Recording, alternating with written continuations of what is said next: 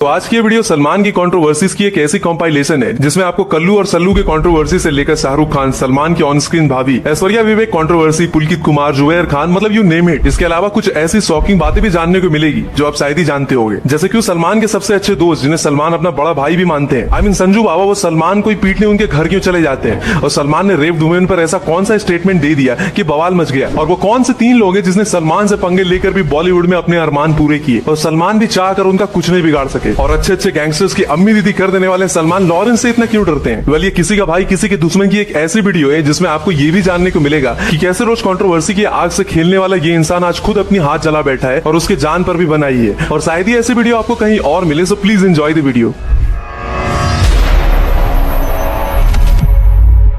हिंदी फिल्मों के renowned screen writer Salim Khan और सुशीला चरक, जिन्होंने बाद में अपना नाम सलमा रख लिया, इन दोनों के पहले और सबसे बड़े बेटे हुए अब्दुल राशिद सलीम सलमान खान। जहां पापा ने फिल्मों के लिए लिखा तो बेटे ने एक्टर बनने के बाद लोगों की किस्मत लिखनी स्टार्ट कर दी, और उनकी भूख तो ऐसी रही कि कई सारे लोगों के करियर खाने पर भी शांत नहीं हुई। और सलमान की कंट्रोवर्सी की आग में सबसे पहले बारबेक्यू हुई उनकी खुद की girlfriend Aishwarya Rai.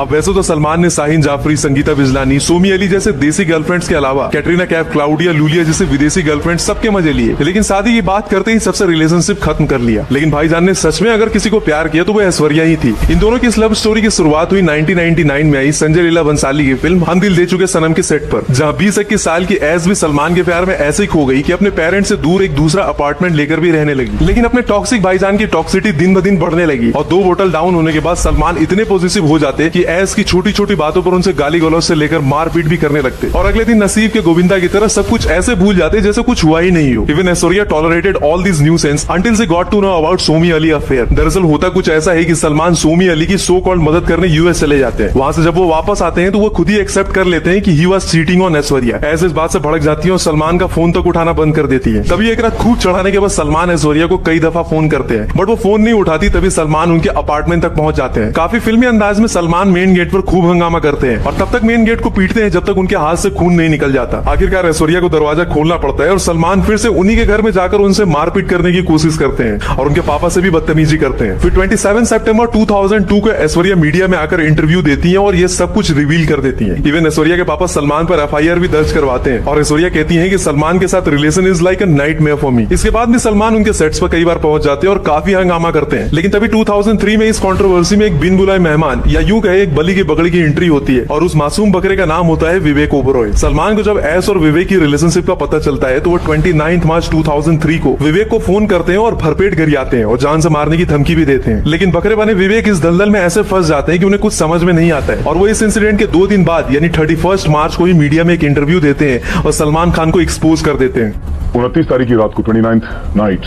Around 12:30 technically 30th morning ये पूरी कहानी घटी है।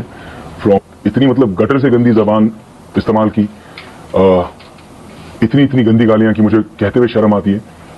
उन्होंने कंटिन्यू करते गए और उन्होंने इन सभी औरतों के बारे में, इंक्लूडिंग जो मेरी मंगेतर थी गुरप्रीत, उनके बारे में बहुत गंदी, बहुत ही डेरोगेटरी, बहुत ही डिमीनिंग, बहुत चीप। और इसके बाद से ही विवेक का करियर मस्त तेल में फ्राई करके खा लिया जाता है। और इसमें सबसे बड़ी बात ये होती है कि इन सब के बाद ऐश्वर्या बैकआउट कर जाती हैं और विवेक को पहचानने तक से इनकार कर देती हैं। Everything okay, and she just cried and cried and cried, and I just held her. I said, क्या हुआ? And like a baby, you know, my mother who was my strength and जो मेरे हमेशा मेरी शक्ति हैं, मेरा आशीर्वाद हैं, बच्चे की तरह रोने लगी और कहने लगी कि कब तक मेरे बेटे को ऐसे करते जाएंगे? मैं भी माँ हूँ और मेरे बेटे के बारे में कह रहे हो तो मुझे कैसे लग रहा है? और उन्हें बहुत दर्द हुआ उस बात का। देन मुझे याद है कि मुझे माँ ने कहा कि I am really proud of you.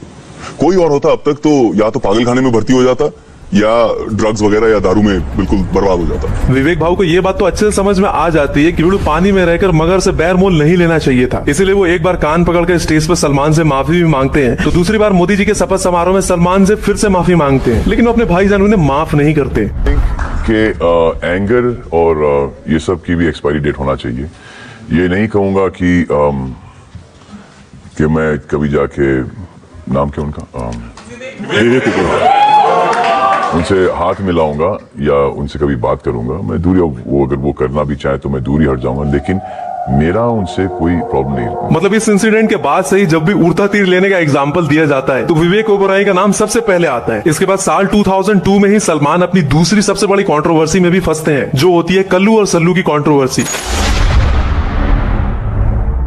इस कंट्रोवर्सी के लिए थोड़ा फ्लैशबैक में चलते हैं। साल होता है 1998, जब हम साथ साथ है कि शूटिंग के लिए अपने टाइगर जोधपुर जाते हैं। तो भाई साहब टाइगर निकलते हैं शिकार पर और 2 ब्लैक बग शहीद हो जाते हैं। लेकिन ये इंडेंजर्ड प्रजाति के 2 काले हिरन की मौत के बाद से सलमान की उल्टी गिनती स्टार्ट हो जाती है और उनके करियर में पर्सनल लाइफ पर भी काले बादल मंडराने लगते हैं। And in 2006 trial court convicted भाईजान as under wildlife protection act. Salman को 25,000 का जुर्माना और 5 साल की सजा होती है। लेकिन 2007 में राजस्थान हाईकोर्ट केस सस्पेंड कर देती है और सलमान खान को 5 दिन की हवालात की हवा खानी पड़ती है। लेकिन मामला यही थोड़ी ना ठंडा होने वाला था, बल्कि इस केस को फिर से 2012 में राजस्थान हाईकोर्ट ओपन करती है और 2016 में फिर से एविडेंस की कमी की वजह से केस क्लोज कर दिया जाता है। मतलब हमारी जुडिशियरी सिस्टम भाई साहब आय हाय हाय हाय हाय, इन्हें एक बार में समझ में नहीं आता कि सामने वाला कल्प्रिट है या नहीं। बार बार केस ओपन क्लोज करने का गेम चलते रहता है और 2016 में राजस्थान गवर्नमेंट भी इस केस में इन्वॉल्व होती है और मुद्दे को सुप्रीम कोर्ट तक ले जाती है और फिर से केस जोधपुर कोर्ट को मिल जाता है। तो साला ये दुख का खत्म नहीं होता बे।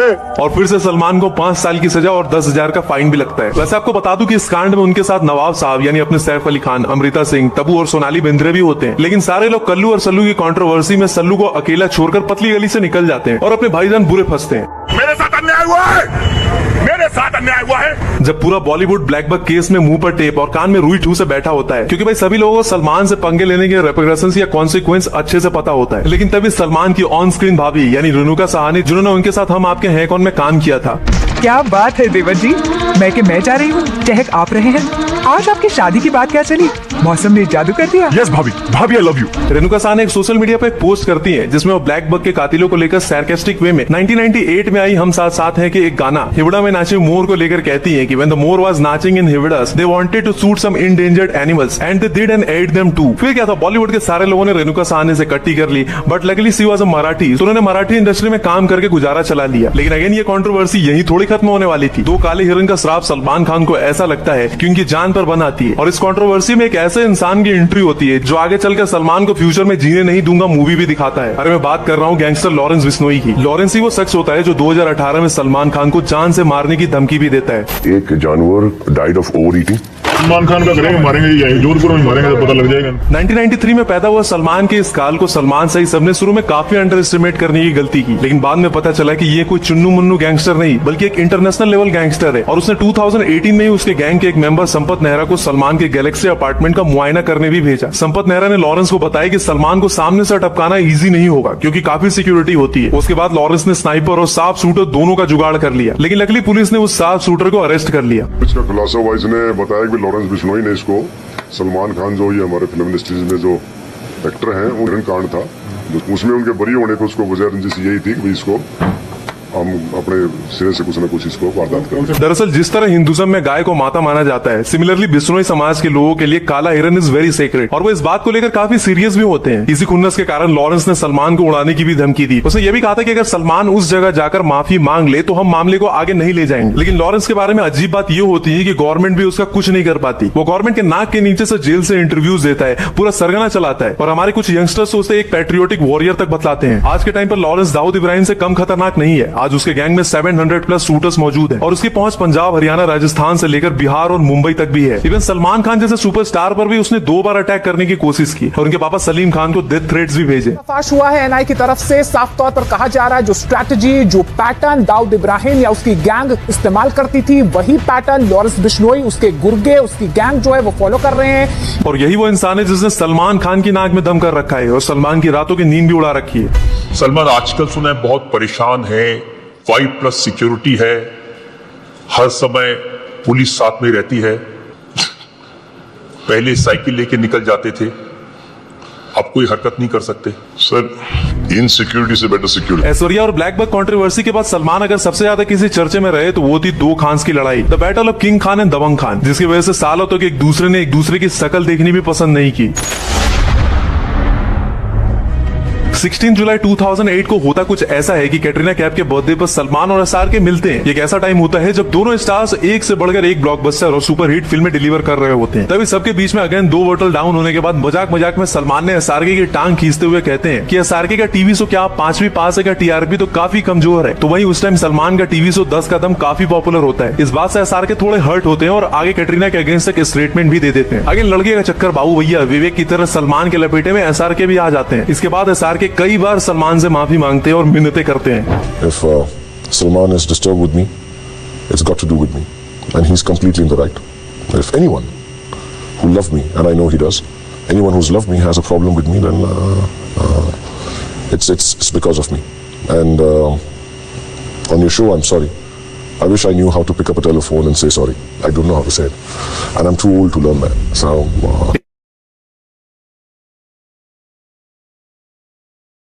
लेकिन सलमान तो सलमान है, ये आसानी से किसी को माफ करने वालों में से नहीं है। ऊपर से जिसने उनकी गर्लफ्रेंड पर कमेंट किया उसे तो वो कभी माफ नहीं कर सकते। लेकिन कई बार कोशिश करने के बाद 2013 की बाबा सिद्दीकी की इफ्तार पार्टी में एसआरके ने सलमान को सबके सामने गले लगा लिया और पहली बार सलमान की इस कंट्रोवर्सी के क्लाइमेक्स का हैप्पी एंडिंग भी हुआ। लेकिन 2008 में हुई एक छोटी सी और कंट्रोवर्सी के बारे में बताता हूँ, जो था गणेश पूजा फतवा कांड।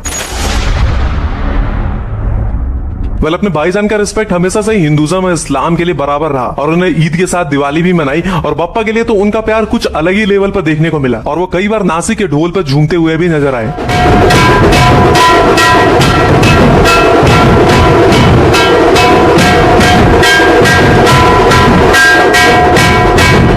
फिर क्या था, लाल बादशाह राजा मंदिर में बप्पा की पूजा करने को लेकर बरेली के एक मुस्लिम ऑर्गेनाइजेशन दारुल इफ्तार मंजर इस्लाम को इस बात का काफी बुरा लगा और उन्होंने सलमान खान के अगेंस्ट फतवा तक जारी कर दिया और ये भी कहा कि अगर सलमान सारे कलमा फिर से पढ़ते हैं तभी उन्हें मुसलमान कंसिडर किया जाएगा। सलमान ने तो इस पर कुछ भी रिएक्ट नहीं किया, लेकिन उनके बाबूजी सलीम खान ने कहा कि अगर ये लोग मुस्लिम है तो मैं ऐसा मुस्लिम नहीं कहलवाना चाहता हूँ। मेरी फैमिली एक कॉस्मोपॉलिटन फैमिली है जहाँ सारे रिलीजन्स के लोग एक साथ में रहते हैं, जहाँ नमाज भी होती है और पूजा भी। जब कॉन्ट्रोवर्सीज की बात हो ही रही है तो आपको संजू बाबा वाली कॉन्ट्रोवर्सीज भी बताता हूँ कि क्यों सलमान को पीटने संजय दत्त उनके घर तक चले गए थे।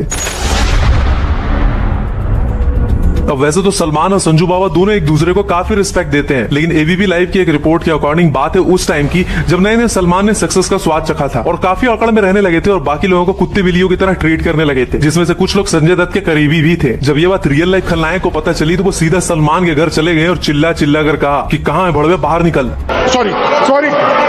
सलमान खान को यह बात अच्छे से पता थी कि ये आदमी काफी टेढ़ा है, तो उन्होंने मामले की गंभीरता को समझते हुए संजय दत्त को शांत करवाया और आगे जाकर दोनों ने इस बात पर मिट्टी डाल दिया। लेकिन गुरु सलमान खान की कंट्रोवर्सी के अगले शिकार हुए अपने कपूर फैमिली के बेटे रणवीर कपूर, जिनका करियर तो शुरू होने से पहले ही खत्म होने वाला था क्योंकि भाई साहब ने सलमान से जो पंगा ले लिया था तब सलमान ने तो इनकी जमकर सुताई भी की थी।